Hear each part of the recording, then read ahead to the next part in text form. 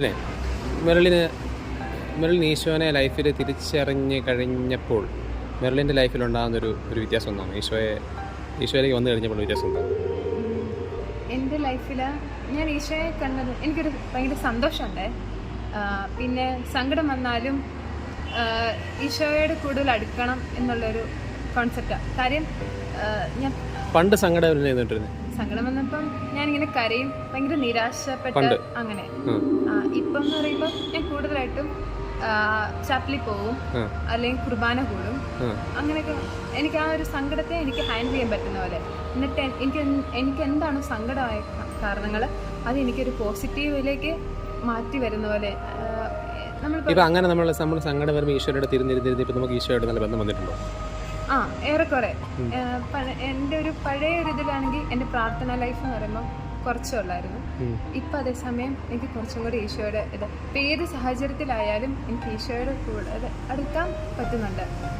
അപ്പോൾ ഈശോയുടെ കൂടെ മെറിലിൻ എന്താ ഈശോയുടെ എന്നാ സംസാരിക്കുന്നത്? ഈ പ്രാർത്ഥിക്കാണ്ടിരിക്കുമ്പോൾ മെറിലിൻ പേഴ്സണൽ പ്രയർ ചെയ്യാറുണ്ടോ? എത്ര നേരം ദിവസം ഇരിക്കും ഈശോയുടെ? ഞാൻ ഒരു അരമണിക്കൂർ 10 മിനിറ്റ് ഒക്കെ വെച്ചിട്ട് ആയിരിക്കാം. പിന്നെ അത് എനിക്ക് കിട്ടുന്ന സമയം അനുസരിച്ചൊക്കെ കൂടുതലായിട്ട് ഞാൻ പക്ഷെ എല്ലാ ദിവസവും ഇരിക്കും പറ്റുന്ന പോലെ.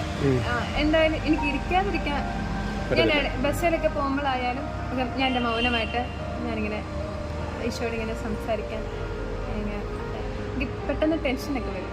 എന്നാലും ഞാനിങ്ങനെ എൻ്റെ ഈശോയെ എനിക്കറിയില്ല, ഒരു ഫ്രണ്ടിനെ പോലെയാണ് ഞാൻ ആ ഒരു സമയത്ത്. നമ്മളിപ്പോൾ ഒരാളെ ഫോൺ വിളിച്ച് സംസാരിക്കുന്ന പോലെ ഞാൻ മനസ്സിൽ എൻ്റെ ഈശോയെ ഇപ്പം ഈ സാഹചര്യത്തിൽ എനിക്ക് എന്ത് ചെയ്യണമെന്നറിയില്ല, ഇങ്ങനെ ടെൻഷനാണ്. ഈശോ എനിക്ക് അങ്ങനെ പറഞ്ഞു കഴിയുമ്പോൾ ഈശോ എനിക്കെല്ലാം ആണ്. കൂടുതലായിട്ടും ഞാനൊരു ഫ്രണ്ടിൻ്റെ ഒരു പോയിന്റ് ഓഫ് വ്യൂലാണ് കാണുന്നത്. കാര്യം ഞാൻ കുറച്ച് നാളിങ്ങനെ ഭയങ്കരമായിട്ട് വിഷമിച്ചൊക്കെ ഇരിക്കുമ്പോൾ ഒരു നല്ല എൻ്റെ ഒരു സൊല്യൂഷൻ എനിക്കെല്ലാം എൻ്റെ ഫ്രണ്ട്സിനോട് പറയാൻ പറ്റത്തില്ല. എനിക്ക് അതിനെല്ലാം ലിമിറ്റേഷനുണ്ട്. എൻ്റെ കാര്യങ്ങളെല്ലാം അറിയുന്നത് ഈശോയ്ക്ക് മാത്രം. അപ്പം ഞാൻ ഈശോയോട് എപ്പോഴും പറയും, ഈശോ എൻ്റെ ഒരു നല്ലൊരു ഫ്രണ്ടായിരുന്നു. ഈശോയെ നമുക്ക് ഫ്രണ്ടായിട്ട് കാണാൻ പറ്റും.